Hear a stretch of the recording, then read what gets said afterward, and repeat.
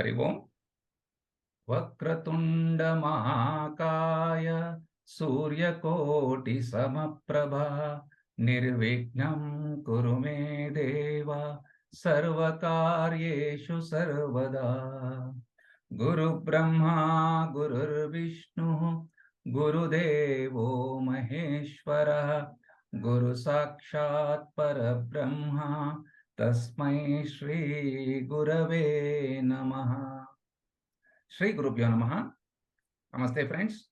Welcome to session 5 of new series Gift, Gita for Inner Freedom and Transformation, a study of selected verses from Bhagavad Gita based on Shankar Bhashya.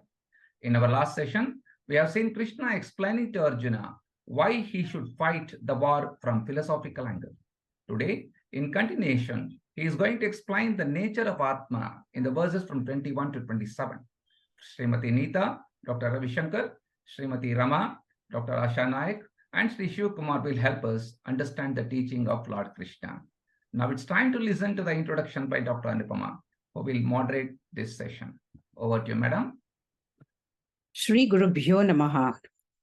Sada Shiva Samarambham Shankaracharya Madhyamam Asmadacharya Paryantam Vande Guru Paramparam. Om. Today we will be discussing verses 21 to 27 of Bhagavad Gita, chapter 2. As we reflect upon our lives, we realize that everything we love, we ultimately lose. The universal law of impermanence tells us that grief and loss are an essential part of our lives. This is as inevitable as suffering. Do we really have to endure this? How do we prepare ourselves for grief, loss, and helplessness? In these verses, Lord Krishna gives the ultimate remedy for grief, which he says is the consequence of self-ignorance.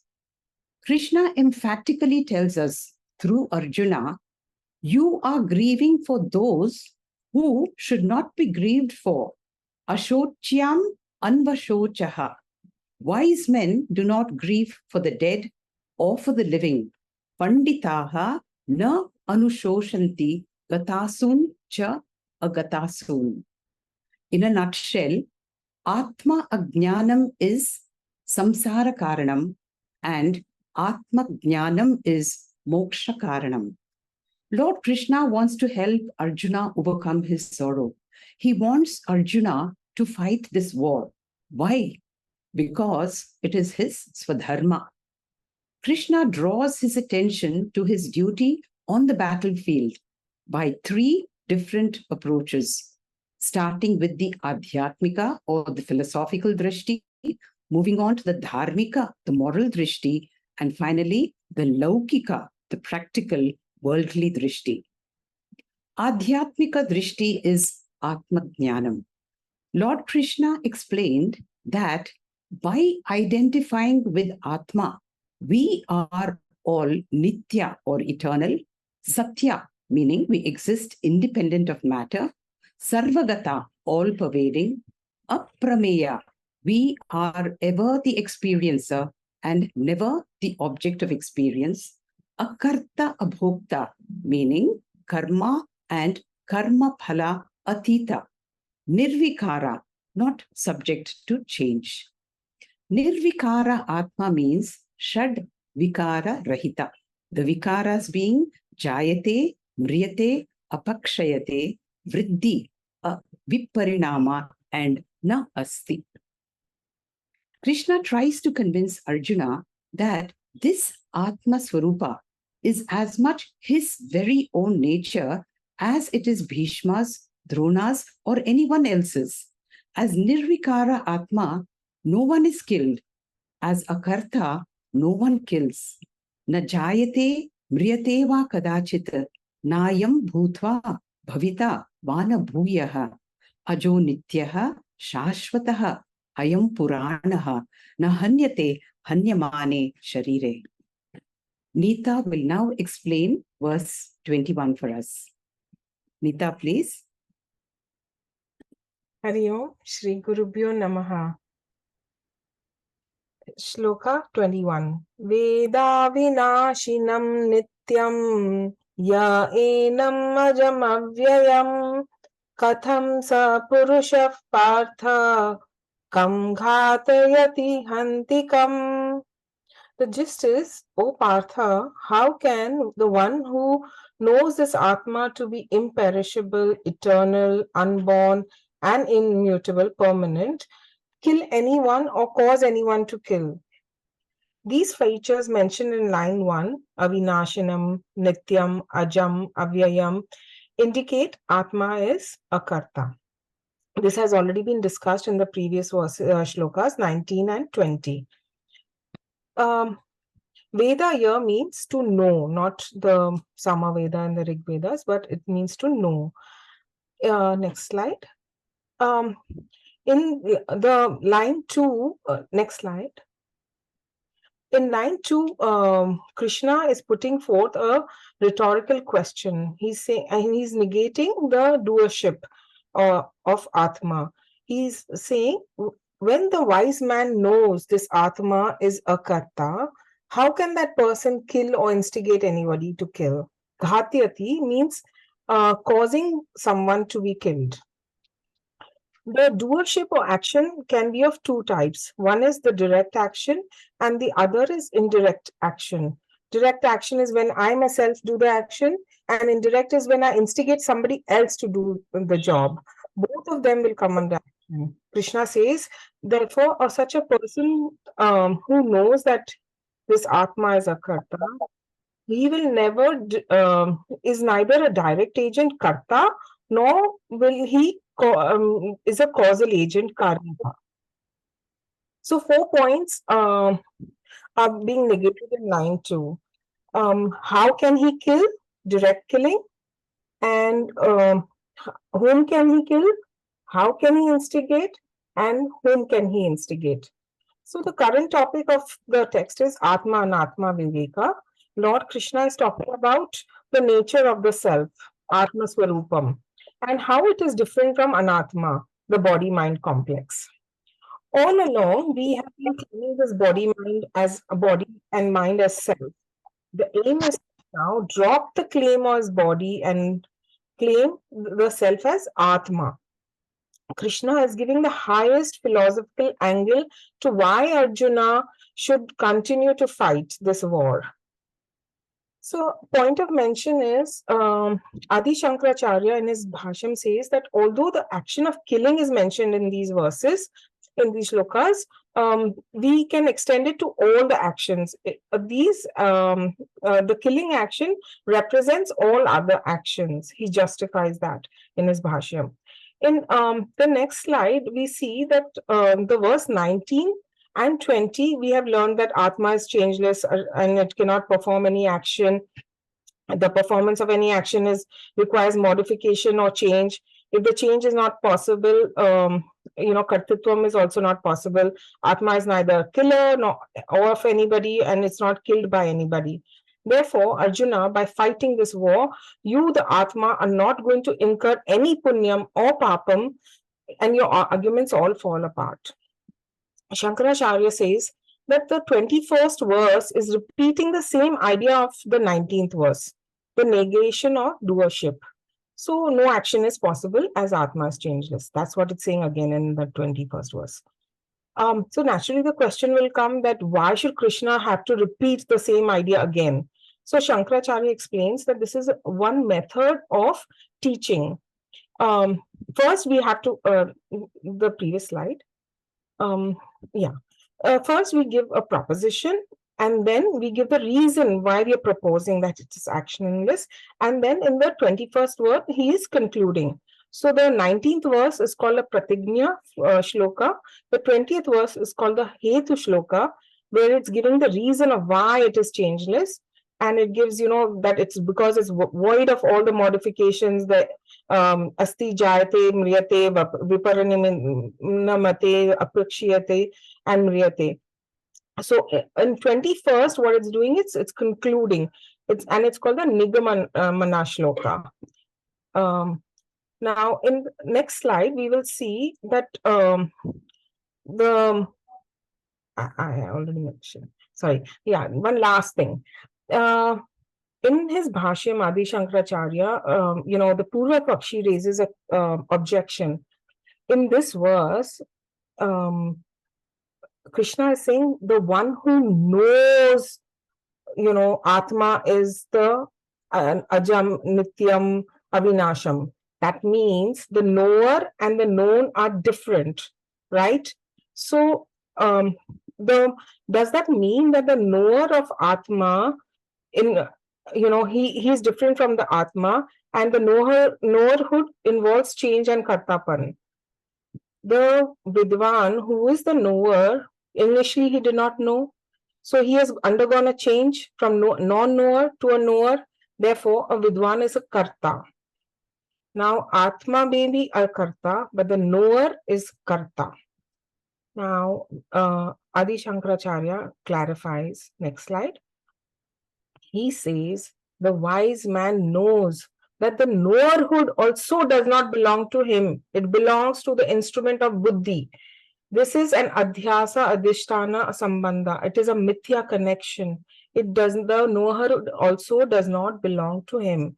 Due to the proximity of Atma and Anatma, we have the illusionary doership of Anatma getting transferred to Atma. The buddhi's process of knowing, which involves the thought process modifications, the vritti vikara, is transferred to the changeless Atma. And we make the mistake that the Atma is the knower. The jnani understands the knowerhood also is mithya.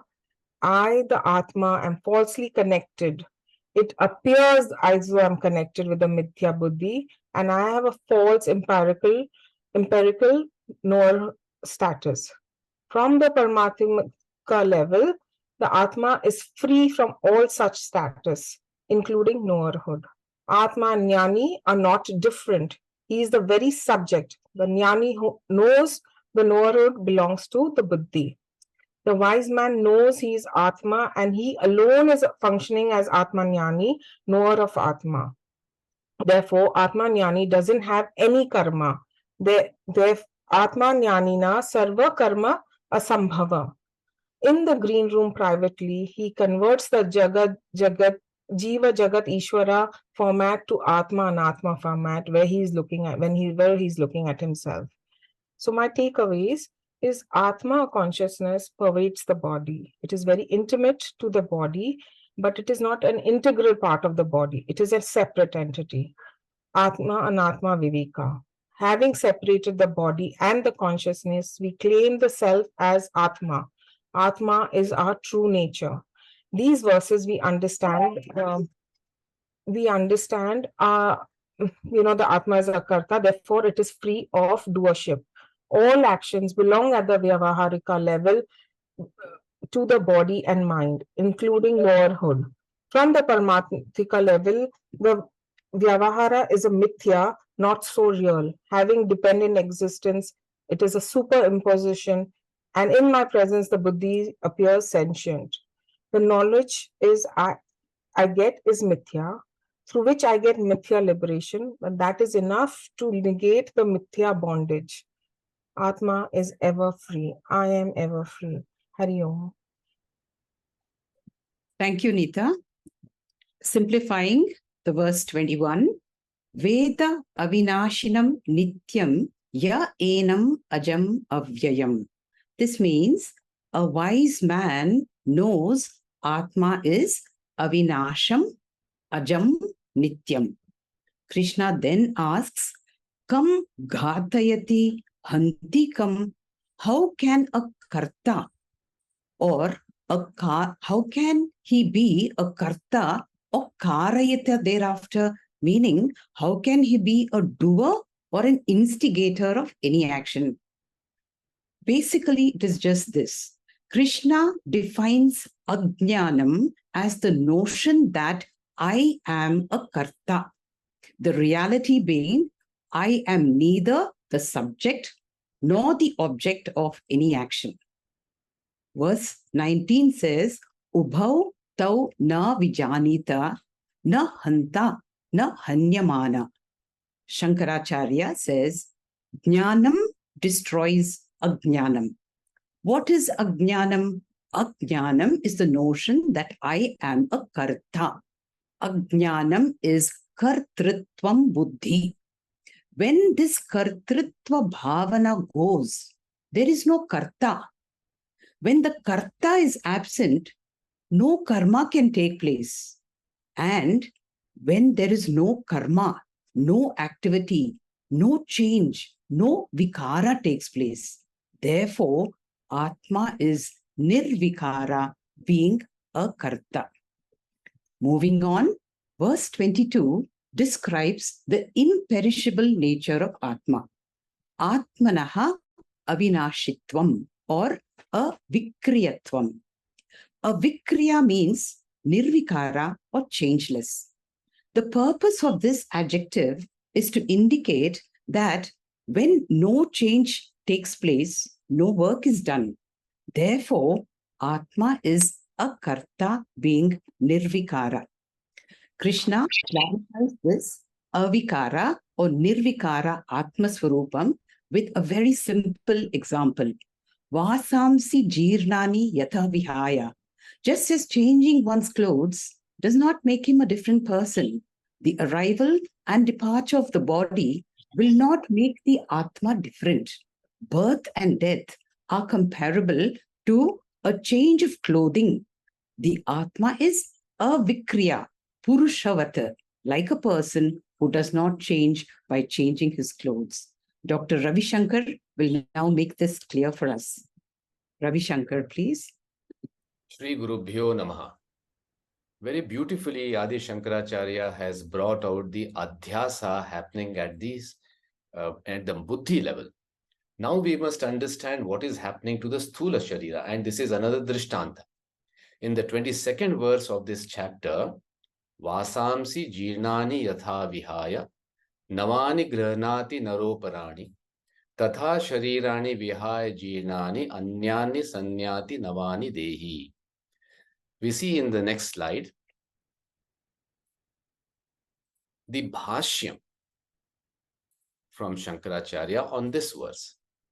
Vasamsi vastrani jirnani durlabhatam gatani yatha lokhe vihaya parityajya navani abhinavani grahnati upadatte nara purusha aparani anyani tatha tadvad eva sharirani vihaya jirnani anyani samyati samagacchati nivanidehi atma purushadvad akvikriya eva iti arthaha. Looks big, simple to understand. We see it in the next word, in the next slide. What is the anvaya?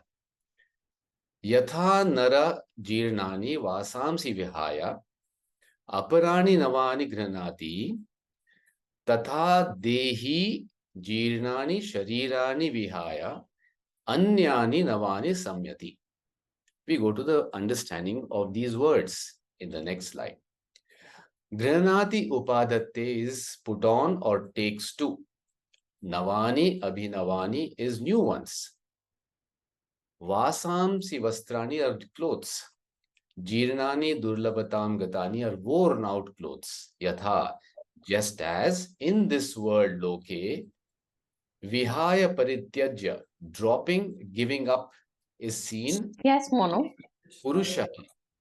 Aparani anyani, not the same clothes, but other clothes.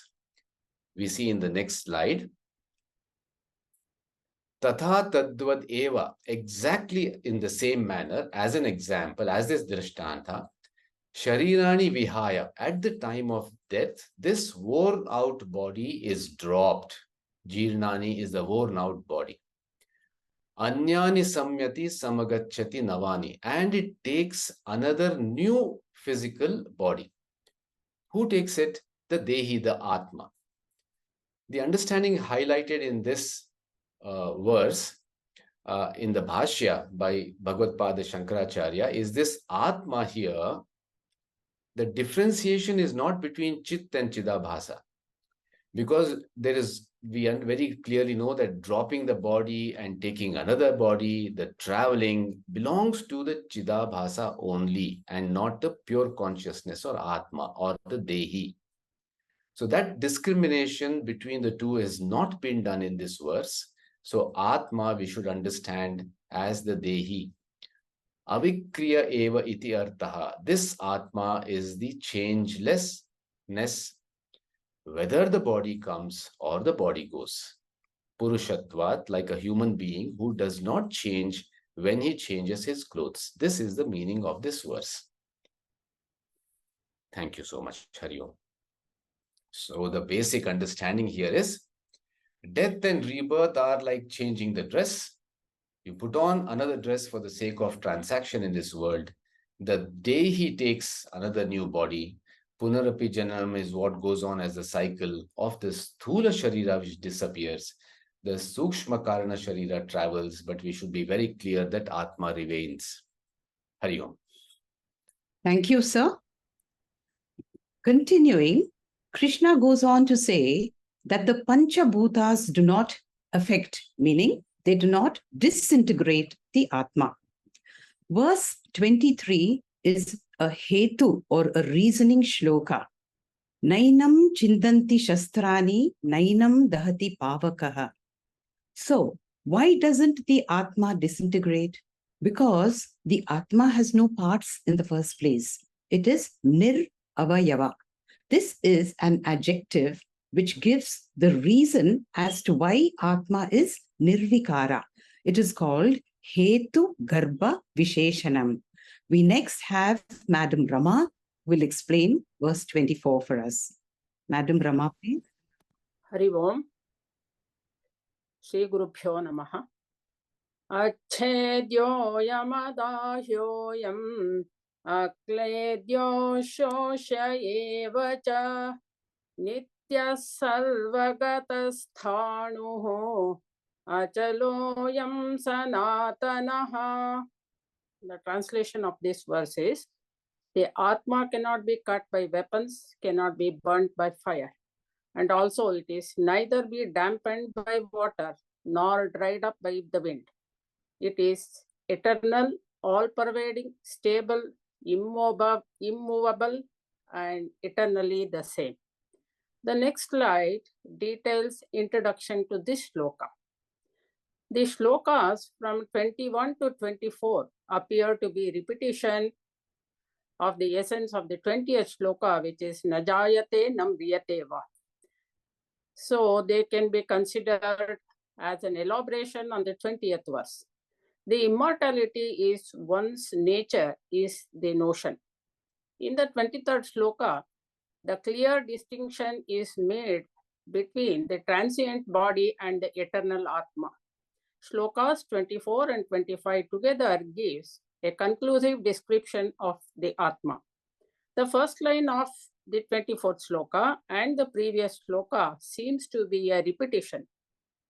So our mind, which is like Purva Pakshi, doubts there is Punarukti Doshaha, which I will be focusing in this presentation.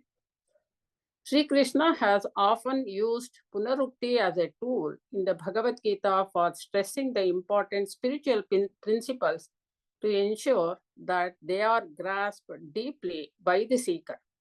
Sri Shankaracharya wants to deprive Sri Krishna of Punarukti Doshaha.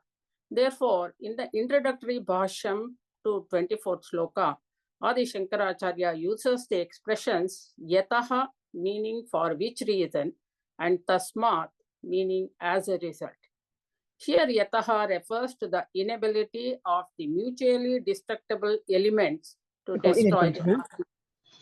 Tasmat, therefore, Atma is nityaha, that is eternal, and etc.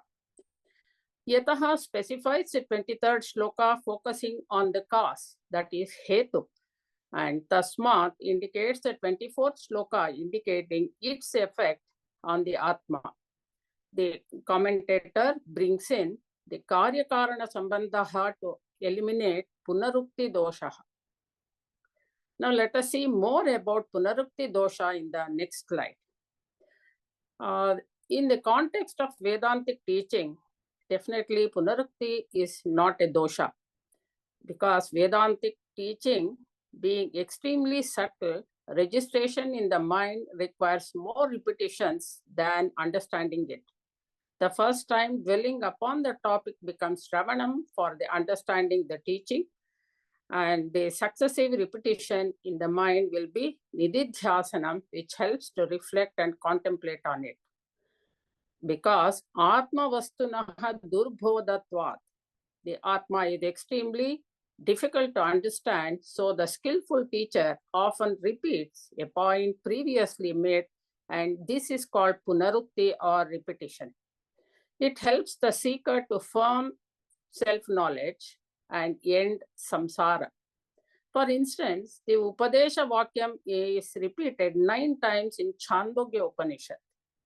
This repetition is done in 2 ways, and Sri Shankaracharya says it is Kinchit Shabdataha and Kinchit Arthataha Punaruktam. That is verbal repetitions and repetition of the meaning.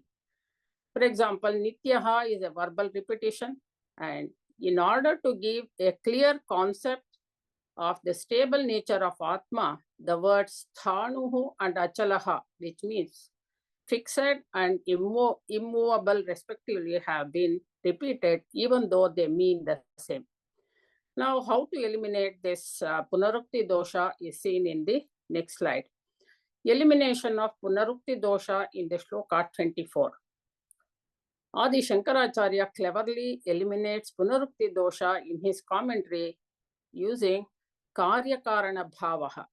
Yat yat nityam tat tat sarvagatam bhavati.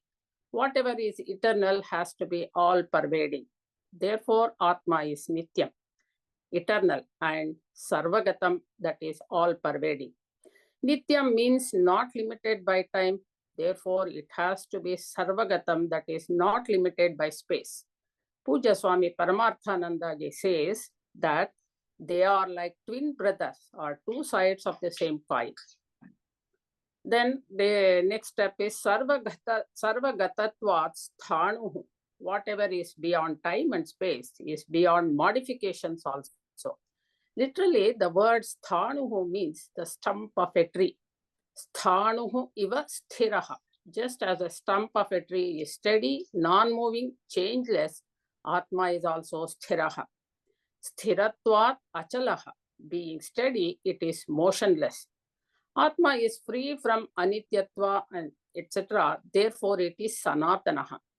Sri Shankaracharya takes Karyakarana Sambandhaha as seen in the words Nityaha, Sarvagataha, Sthanuhu, Achalaha, and Sanatanaha. Each word is chosen as a sequence to the previous one. Nityaha and Sanatanaha both mean eternal. Here, to avoid Punarukti doshaha, Sri Shankaracharya says Sanatanaha means akaryam, being eternal, not a product. Now let us see the link between the shlokas 23 and 24 as shown in the next slide. The effects stated in the 23rd shloka are to be successively connected with the causes stated in the 24th shloka. Nainam chindanti shastrani. The previous slide, sir, please. Nainam chindanti shastrani. Therefore, it is achedyaha. Nainam dahati pavakaha. Therefore, it is adahyaha. Na chainam kledayanti apaha. So, it is akledyaha. Na shoshayati marutaha. It is ashoshyaha. These descriptions emphasize that the Atma is beyond the influence of any external factors or forces. Thank you. Hari Om Shri Gurubhyo Namaha. Thank you, madam, for your brilliant explanation. With your permission, I shall do a brief punarukti of what you have just said. As madam just explained, verses 23 and 24 are similar. Nainam chidyanti shastrani nainyam dahati pavakaha, and verse 24, achedyo ayam adhyahyo ayam akledyo ashoshya eva. As madam said, this is not punarukti dosha. Verse 23 says, Weapons cannot cut Atma. This is Karana, being Atma is nir-avayava or indestructible. And verse 24 says, Atma cannot be cut by weapons. This is the effect or karyam. This is karya karana sambandha. So brilliant. Similarly, if Sanatana of verse 24 means Nitya or eternal, in verse 21, Atma has already been described as Nitya. This again is not Punarukti dosha because the meaning of Sanatana is a karyam. It is not a product. It is unborn. Sanatana is birthless, whereas Nitya is deathless. Sanatana means abhinava, ever fresh. As Madam just said, the reason why Krishna repeats is the process of learning involves understanding and assimilation. For understanding something, repetition may not be required. But for assimilation or registration in the mind, repetition is needed. Vedantic teachings, being subtle, require decades of repetition to register in the mind. Proceeding to verse 25, we have seen that Krishna has attempted to remove Arjuna's hesitation to fight the war. By teaching Atma Jnanam, he has tried to convince Arjuna that both he and Bhishma, as well as everyone, are the same eternal Atma. As Atma, one is Akarta, no one kills anyone. Therefore, he says, without hesitation or grief, fight the war. Krishna repeats, Mahabaho na evam shochitum arhasi. This is the philosophical answer to Arjuna's problem. Soon realizing that this jnanam has not motivated Arjuna to get on with the war, Krishna now tries to change the topic. He says, Atha cha, by propounding the laukika drishti. He says, whatever be your concept of Atma, nityam vamritam, tatapi na evam yochitum arhasi. Madam Asha Naik will now explain verse 26 for us. Om Gurubhyo Nama. Jai Gurudev. So with the 25 verse, the main teaching of Atma Jnanam is over. We started from the verse 12 and various aspects of Atma were talked about to remove Arjuna's hesitation to fight the war. In these verses, that is beginning from 26, Krishna is giving hypothetical argument. Suppose Arjuna does not accept this Vedantic teaching, because Vedantic approach is never to impose the teaching on anyone. It is clean sharing between the teacher and the student has to be convinced and he must accept.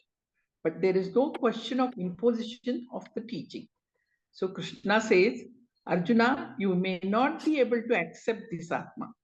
You may conclude that there is no such a thing called Atma because nobody has seen this Atma, and you yourself say that Atma cannot be seen also.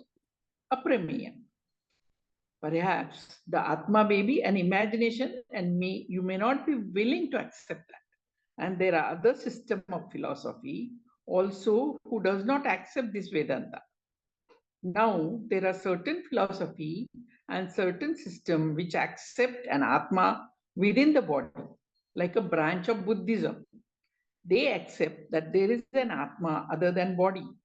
But their philosophy is that the Atma is constantly changing the subject to birth and death. They believe in the Atma and they accept the Atma is a consciousness. But they say that is not eternal consciousness. It is perishable consciousness.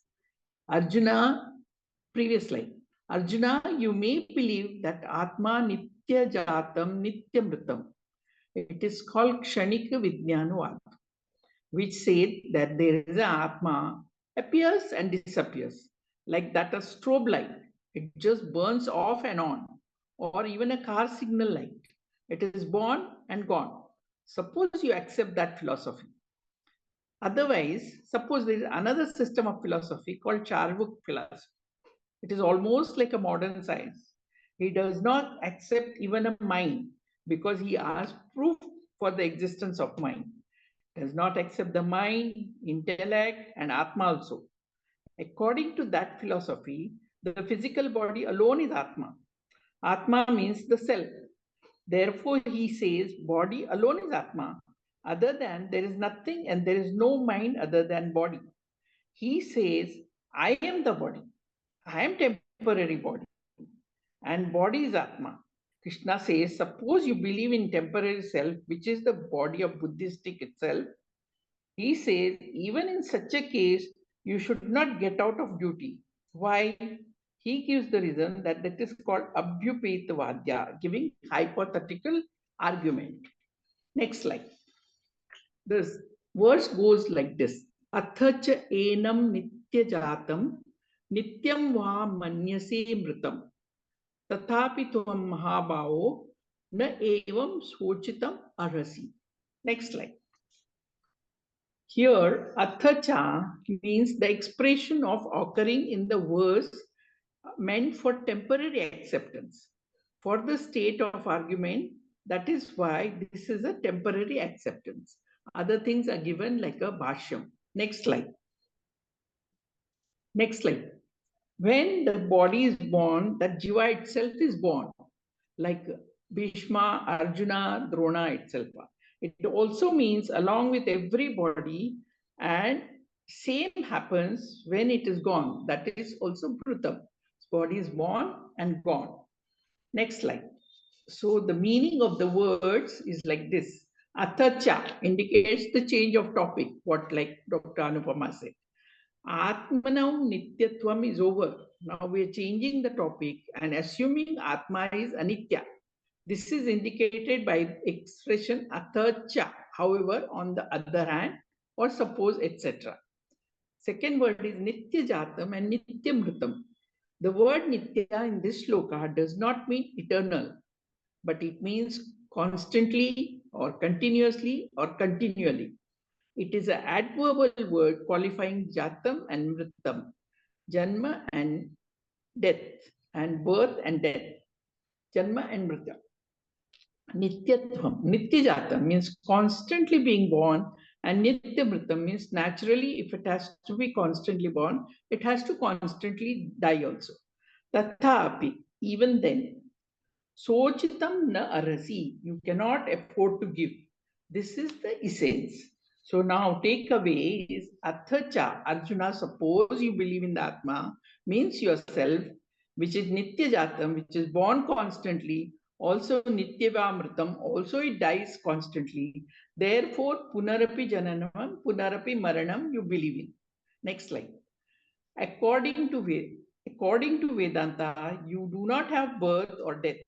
But suppose you do not accept Vedanta and you say that I am subject to the birth and death, he says, even then, tathapi tvam naivam sochat arasi. Death should not be cause of sorrow for you. Why? It is explained by next verb in Shiv Kumarji. Hari Om. Thank you. Thank you, madam. This concept is called api upa ghama artha. That means for the sake of argument or putting forth a hypothetical situation. Krishna does this not in a condescending way. He wants Arjuna to be convinced that there is nothing to believe about. He says, suppose in your mind, Atma is Deha, Prana, Indriya, Chalam Buddhi, or even Shunya. This is what they call Kshanika Vijnanavada.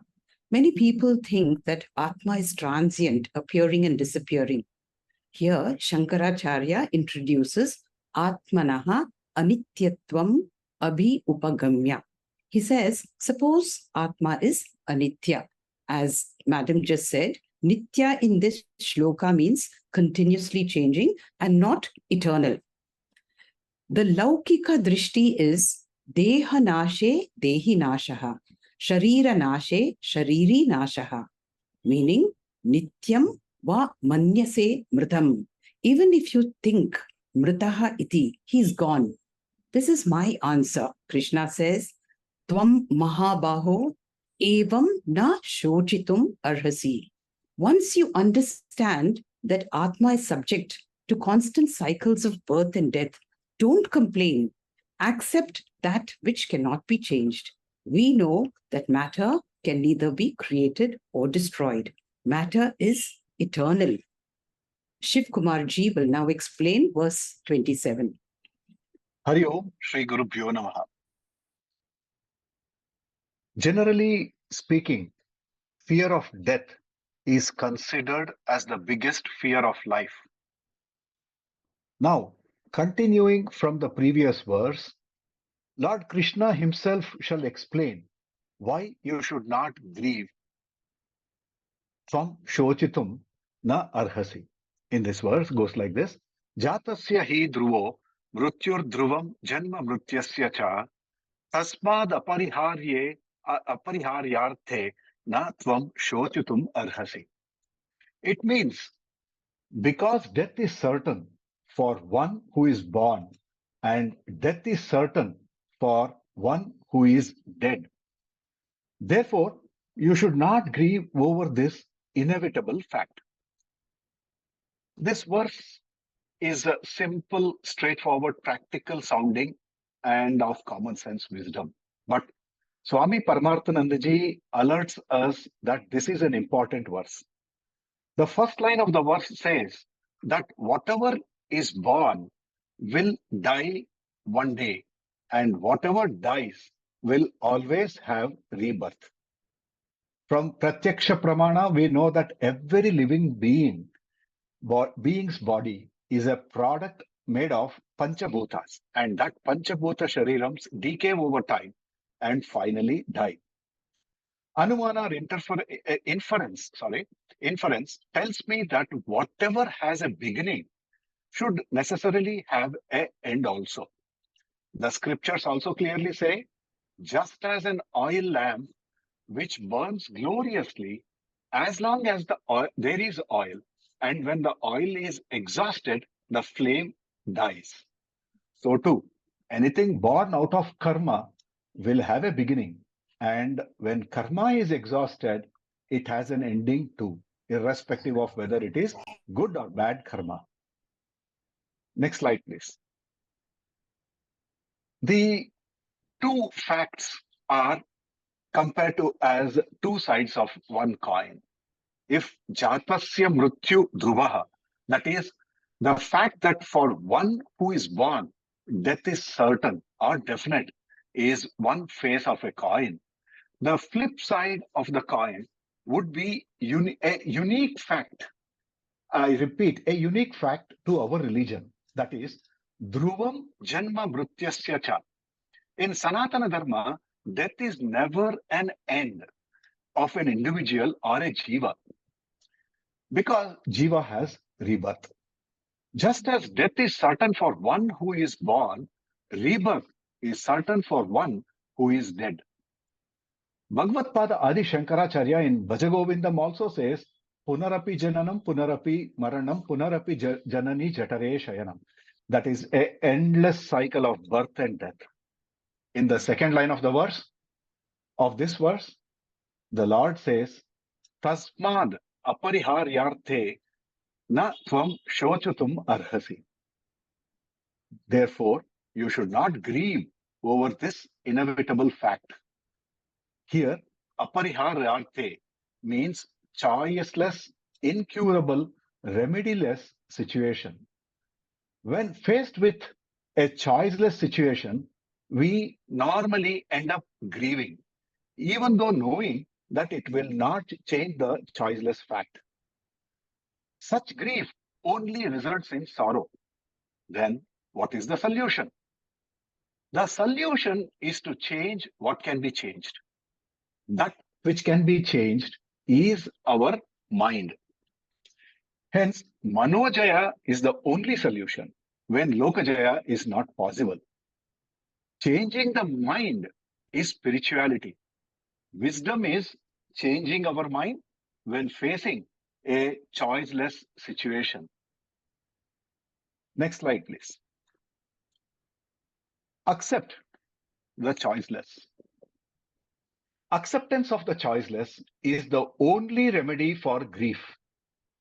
This is the invaluable advice of Bhagwan Krishna. Accept, learn to gracefully accept the choiceless, surrender yourself to the Lord, assimilate the fact by dwelling on it, meditate on it, and by tapping our own inner power or inner potential, strengthen the mind so that we can accept all choiceless situations with maturity without complaint, irritation, or getting angry. This is the first lesson of life. Next slide, please. In his Bhashyam, Bhagavad Pada Adi Shankaracharya says, the verse is already shown there. The Anvaya of this is, Jatasya hi mrityu dhruvaha mrityasya cha janma dhruvam tasmat tvam apariharye arte shochitum na arhasi. As mentioned earlier, this verse being simple and logical, requiring choiceless to be accepted, implemented, and a matter to be practiced. Adi Shankaracharya does not write an elaborate bhashyam. He says death is certain for someone who is born and rebirth is definite for someone who is dead. This fact cannot be altered or changed. Therefore, he says this fact of birth and death are two sides of the same coin, is choiceless, and it does not have parihara. The gist of the verse: whatever is born will have to go, and whatever goes will have to reappear always. Grief over loss of something cannot change the fact, but grief only gives us sorrow. Then what is the solution? We remember the solution is to change what can be changed. That which can be changed is your mind. Manojaya supersedes when Lokajaya is not possible. Changing the mind is spirituality. Wisdom is changing our mind when facing a choiceless situation. In the entire life, only one philosophy we have to follow for avoiding grief: accept the choiceless. Accept the choiceless. Acceptance of the choiceless is the only remedy for grief. This is the invaluable advice of Bhagwan Krishna. Hari Om, Shri Gurubhyo Namaha. Thank you, sir. We have heard Shiv Kumar ji's explanation, very clear and profound. Jatasya hi dhruvo mrityuho dhruvam janma mritasya cha. Important here is tasmad apariharye arthe natvam shochitum arhasi. Swamiji says this is a $1 billion statement from Krishna. When confronted by apariharya, means choiceless, artha means a fact or situation, na tvam shochitum arhasi, you should not grieve. Jatasya mrityuhu dhruvam, one who has got birth, for him death is certain. Mrityasya janma dhruvam, rebirth is certain for the dead. Remember, even Chiranjeevis perish during Mahapralayam. What about a Jnani's immortality? A Jnani is immortal as Atma, because Atma is na jataha, na mritya. The Mrityunjaya mantra is not for the body's immortality, but for Atma Jnanam. So, why do we grieve? Is it a habit? If so, change it. Can a guru or Bhagwan help? No. What is worry? It is a thought pattern. What is the cause of this thought?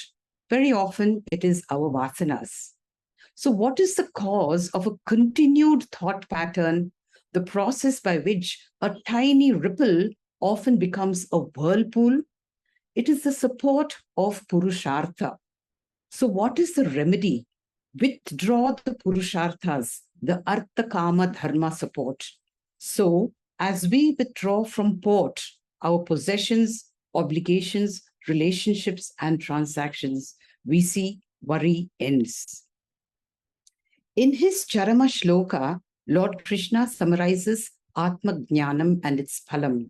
He says, Sarva dharman parityajya, mam ekam sharanam praja, aham tva sarva papebhyo, mokshayishyami, ma shuchaha. He's saying, disidentify from action. This is jnana karma sannyasa. And as an akarta, abhokta atma, Mam ekam sharanam vraja. This is the ultimate sharanagati. This is the dissolution of Jivatma into Paramatma, like that salt doll. This is Jivatma Paramatma Aikyam. Krishna says, I assure you the phalam. What is it? Sarva papebhyo mokshayishyami. And what are the sarva papas? All our sanchita, agami, and prarabdha karmas. Krishna reiterates, Ma shuchaha, don't grieve. Thank you. Friends, as all of you are aware, Paramvedanta has been offering Guru Dakshina to all our Gurus twice a year, once during Guru Purnima and again during Gita Jayanti. You have been a part of this offering all through, and we are indeed grateful to you. Now Gita Jayanti is back again on 22nd December 2023, and it's time for us to submit our offer to the lotus feet of our Gurus. I am sure you will join us in this Guru Seva as always, and I therefore appeal to kindly offer your generous reverential offerings to these Gurus. Needless to mention, that decision to donate and amount of donation is purely voluntary, and there is absolutely no compulsion. The entire amount of your offering thus collected will reach the lotus feet of our Gurus. The mode of payment to the account is displayed on the screen. It will also be sent to you in all the groups. Those of you who decide to offer may remit your Dakshina to that account. Details of Guru Dakshina offered will be shared with you all. Hari Om. Thank you, Dr. Anupama Madam, and all speakers of the day for a wonderful session. Thank you, friends, for your active participation. On Friday, 15th December, let us log in for the 6th session of Kathopanishad at 6:45 p.m. Om Purnamadah Purnamidam Purnat Purnamudachyate Purnasya Purnamadaya Purnamevavashishyate. Om Shanti Shanti Shanti. Hari Om. Shri Gurubhyo Namaha. Hari Om. Thank you.